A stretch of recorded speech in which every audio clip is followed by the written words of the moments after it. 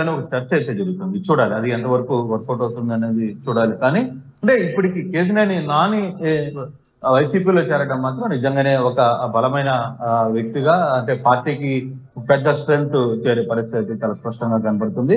ఇప్పటికే వైసీపీ నేతలు నాని వస్తాననుకుంటే మేము స్వాగతిస్తామని చెప్పి చెప్తున్న పరిస్థితులు కూడా మనం చూసాం. అంటే నాని మొదటి నుంచి కూడా 2 సార్లు విజయవాడలో గెలిచినప్పటికీ ముక్కుసూటిగా ఉండే వ్యక్తి, చాలా స్ట్రైట్ ఫార్వర్డ్ గా ఉంటారు, కార్యకర్తలకి అందుబాటులో ఉంటారు, తాను అనుకున్న పనిని స్పష్టంగా చేయడంలో కావచ్చు, తాను అనుకున్న వ్యవహారాన్ని మొహమాటం లేకుండా మాట్లాడే వ్యక్తి, ఏదైనా స్ట్రైట్ ఫార్వర్డ్ గానే మాట్లాడతారు. అతను మంచి నాయకుడిగా పేరున్న వ్యక్తి. సో ఇప్పటికీ విజయవాడలో అంటే 2019 ఎన్నికల్లో కూడా మనం చూసాం, దాదాపుగా 23 ఎంపీలు వైసీపీ గెలిస్తే ఒక విజయవాడ, గుంటూరు మాత్రమే టీడీపీ గెలిచిన దాంట్లో అతను రెండోసారి టీడీపీ నుంచి కూడా గెలుపొందిన వ్యక్తి కేశినేని నాని. కేశినేని నాని టాటా ఆర్గనైజేషన్ నుంచి కూడా ఒక మంచి సంబంధాలు ఏర్పడుతుంది. టాటా ఫౌండేషన్ నుంచి వచ్చిన నిధులతో కూడా చాలా ప్రాంతాల్లో డెవలప్మెంట్ ఏరియాస్ అన్ని కూడా చేసిన పరిస్థితి అయితే ఉంది.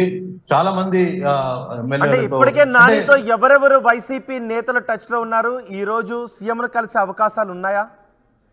వసంత కృష్ణ ప్రసాద్, మైలవరం వైసీపీ ఎమ్మెల్యే వసంత కృష్ణ ప్రసాద్ టచ్ లో ఉన్నారని ఒక సమాచారం ఉంటుంది. అలాగే మరో ఎమ్మెల్సీ కూడా వైసీపీకి సంబంధించిన ఒక ఎమ్మెల్సీ కూడా నానితో టచ్ లో ఉన్నారనేది స్పష్టంగా తెలుస్తుంది. అయితే ఇప్పటి వరకు ఎంపీ వరకే ఉంటుందా, లేకపోతే ఎంపీకి సంబంధించిన కాకుండా టీడీపీకి అంటే కూతురికి కూడా శ్వేతను అంటే ఆ అమ్మాయిని 11వ డివిజన్ నుంచి కార్పొరేటర్ గా పోటీ చేసి గెలిపించారు, మేయర్ చేయాలనుకున్నారు. కానీ అది అక్కడ కొంత దూరం పెరిగింది టీడీపీలో. ఆ నేపథ్యంలోనే సో డెఫినెట్ గా ఈసారి శ్వేత కూడా ఎమ్మెల్యే టికెట్ లో నుంచి రంగం చేయాలని అనుకున్నట్టుగా అంటున్నారు. మరి కానీ శ్వేత విషయం పూర్తిగా తెలియదు. కానీ నాని మాత్రం ఈరోజు మధ్యాహ్నం కలిసే పరిస్థితి ఉంది. మరి నాని కలిసే సమయంలో శ్వేత కూడా వెళ్తారా, లేకపోతే శ్వేతను కూడా తీసుకెళ్లి అక్కడ తీసుకెళ్తారా? నిజంగా నాని కానీ వైసీపీలో కానీ అంటే వైసీపీకి మాత్రం రోహిత్ ఖచ్చితంగా ఒక బలమైన వ్యక్తిగానే చూడాలి, అతన్ని చూడాలి. నాని వ్యవహారంలో కావచ్చు, లేకపోతే నాని ప్రవర్తించే అంటే ముఖ్యసూడితంగా ఉంటాడు, పబ్లిక్ తో టచ్ లో ఉంటారు, ఏదైనా నాయకులతో కూడా నిర్మోహమాటంగా తను అనుకున్నది ఓపెన్ గా చెప్పేస్తారు, ఎక్కడ ఏది దాచుకోరు. ఆయన ఉన్న వ్యవహారాన్ని చాలా క్లియర్ గా స్పష్టంగా బద్దలు కొట్టి మాట్లాడారు. అంటే నిజానికి కృష్ణమోహన్ ఒకవేళ నాని వైసీపీలోకి వెళితే అది పెద్ద ఆశ్చర్యం కాకపోవచ్చు, కానీ దాని ప్రభావం ఏ విధంగా ఉండే అవకాశం ఉంటుంది విజయవాడ రాజకీయాల్లో? ఎందుకంటే ఆయన గతం నుంచి కూడా వైసీపీ నేతలతో టచ్లోనే ఉన్నారు. వైసీపీలో ఉన్న ఎమ్మెల్యేలు కానీ ఎంపీలు కానీ నానిని ఎప్పుడు పొగుడుతున్న పరిస్థితి ఉంటుంది. వాళ్ళతో నాని వేదికలను షేర్ చేసుకుంటారు, ఫ్లెక్సీలను షేర్ చేసుకుంటూ ఉంటారు.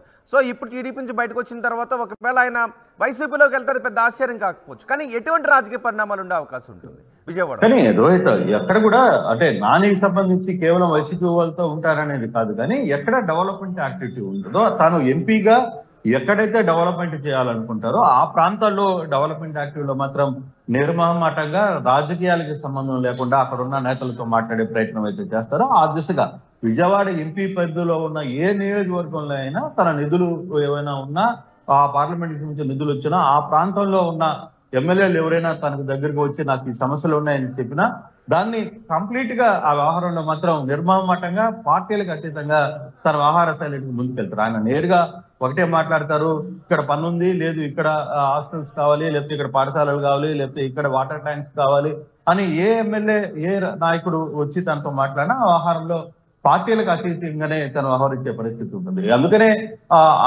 అన్ని రాజకీయ పార్టీలతో కూడా అతనికి మంచి సత్సంబంధాలు ఉన్నాయి. కాకపోతే తెలుగుదేశం మధ్య కొంత ఇష్యూ జరిగిన తర్వాత తెలుగుదేశంతో అక్కడ లోకల్ గా ఉన్న స్థానిక నాయకులకి బుద్ధా వెంకన్న లాంటి వ్యక్తులు, తర్వాత కొందరు సీనియర్ ఎమ్మెల్యేలు, మాజీ మంత్రులు కొంత వ్యతిరేకించడం వల్ల అతను పార్టీకి దూరమైన పరిస్థితి అయితే కనపడుతుంది. కానీ వైసీపీలోకి కేసీఆర్ నాని వెళ్తే మాత్రం ఖచ్చితంగా విజయవాడ పార్లమెంట్ లో ఒక బలం పెరిగే పరిస్థితి ఉంది. వైసీపీకి అది పెద్ద ఎత్తున లాభం చేకూర్చే అంశం మాత్రంగానే మనం చెప్పుకోవాలి. రోహిత్ రైట్ కృష్ణమోహన్, వైసీపీలోకి ఎంపీ కేశినేని నాని వెళ్ళటానికి లైన్ క్లియర్ అన్నట్టుగానే తెలుస్తోంది. ఆయన టీడీపీకి దూరం తర్వాత కేశినేని నాని ప్రయాణం ఎటువైపు ఉంటుందనే చర్చ పెద్ద ఎత్తున జరిగింది. ఆయన ఇండిపెండెంట్గా పోటీ చేస్తారా లేదంటే వైసీపీలోకి వెళ్తారా అని, ఎక్కువగా ఇండిపెండెంట్గా పోటీ చేసే అవకాశాలు ఉన్నాయనే చర్చ జరిగింది. ఈ నేపథ్యంలోనే వైసీపీ నుంచి విజయవాడ ఎంపీగా వల్లభనేని వంశీని బరిలోకి దించాలా ఇలాంటి చర్చ అంతా జరిగింది. కానీ ఇప్పుడు వైసీపీ నుంచి కేశినేని నాని లోక్సభ స్థానానికి, విజయవాడ లోక్సభ స్థానానికి పోటీ చేసే అవకాశం కనిపిస్తోంది. ఆయన ఈరోజు మధ్యాహ్నం 3 గంటలకు ముఖ్యమంత్రి జగన్ను కలవబోతున్నాడు కేశినేని నాని. కలిసిన తర్వాత పార్టీలో చేరికకు సంబంధించి ఒక ప్రకటన వచ్చే అవకాశం ఉంది.